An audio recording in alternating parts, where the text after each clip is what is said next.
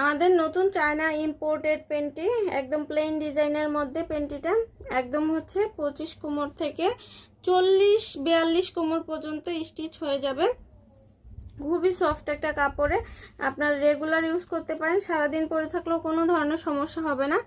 আর এটা হচ্ছে খুবই স্ট্রেচেবল, আর চায়না কটন স্টিচ ম্যাটেরিয়ালে হওয়ার কারণে কিন্তু খুব ভালো একটা মানে আপনারা কমফোর্টেবল ফিল করবেন। খুবই টেকসই একটা কাপড়।